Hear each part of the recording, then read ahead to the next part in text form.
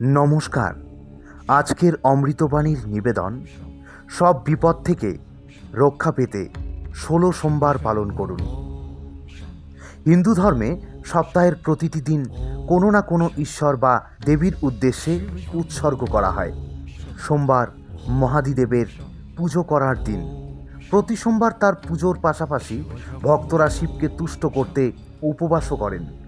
অনেকেই বিশ্বাস করেন এই দিন মহাদেবের আশীর্বাদ ও সৌভাগ্য বর্ষণ করেন ও ভক্তের কষ্ট দূর করেন। শিব হলেন হিন্দুদের সর্বোচ্চ দেবতা। সনাতন ধর্মের শাস্ত্রসমূহে তিনি পরম সত্তারূপে ঘোষিত। শিব সৃষ্টি, স্থিতি, প্রলয় রূপে তিন কারণের কারণ। সর্বোচ্চ স্তরে শিবকে সর্বোৎকর্ষ, অপরিবর্তনশীল পরম ব্রহ্ম মনে করা হয়। জ্যোতিষশাস্ত্রে দেবাদিদেবকে খুশি করার কিছু প্রতিকার রয়েছে। সব বিপদ থেকে রক্ষা পেতে ও গৃহে সুখ, সমৃদ্ধি ও শান্তিতে জীবনযাপন করতে প্রতি সোমবার ১৬ সোমবার পালন করুন। ১৬ সোমবার ব্রত সাধারণত শ্রাবণ, কার্তিক বা ফাল্গুন মাসের প্রথম সোমবার থেকেই শুরু করার নিয়ম। বাড়িতে বা মন্দিরের শিবের মাথায় দুধ বেলপাতা দিলেই শিব পুজো হয় না। নিষ্ঠা ভরে শিবের আরাধনা করতে হলে প্রতিটি সোমবার নিয়ম মেনে এই ব্রত পালন করা উচিত। পরপর ১৬টি সোমবার পালন করতে হয় এই ব্রত। তবে আপনি চাইলে যে কোনো মাসে যে কোনো শুভ সোমবার থেকে এই ব্রত শুরু করতে পারেন। আপনি যদি এই ব্রত পালন করেন তবে ধারাবাহিকভাবে ১৬টি সোমবার আপনাকে এই ব্রত পালন করতে হবে। মাঝে একটি সোমবারও যেন বাদ না যায়। শ্রাবণ মাসে যে সোমবার পালন করি তা প্রকৃতপক্ষে ১৬ সোমবার ব্রত নামেই পরিচিত। ব্রতের উদ্দেশ্য: এই ব্রত মন দিয়ে পালন করলে মনস্কামনা পূরণ হয়।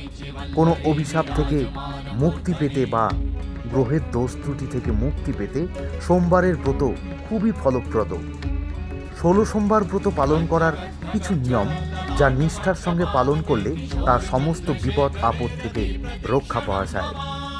সোমবার ব্রত পালনের পাশাপাশি শিবকে চন্দন, ধানের অক্ষত, কাঁচা দুধ, ধুতরা, গঙ্গাজল, বেলপাতা নিবেদন করুন। এতে শিব খুব খুশি হন।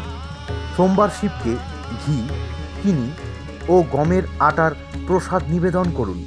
নৈবেদ্য শেষে আরতি করুন।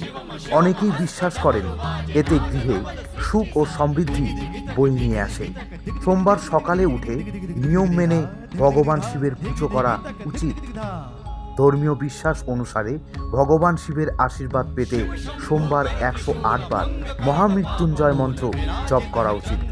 এমনটা করলে অমীমাংসিত কাজ সম্পূর্ণ হয়। সোমবার স্নান করার পর সাদা কাপড় পরিধান করা উচিত। দরিদ্রকে সাদা রঙের কাপড় দান করুন। এর জেরে জন্ম নক্ষত্র অনুযায়ী চাঁদের অবস্থান শক্তিশালী হবে। তো আজ এই ছিল অমৃতবাণী। তো কেমন লাগলো অবশ্যই কমেন্ট করে জানাবেন। সকলে ভালো থাকবেন, সুস্থ থাকবেন। হর হর মহাদেব।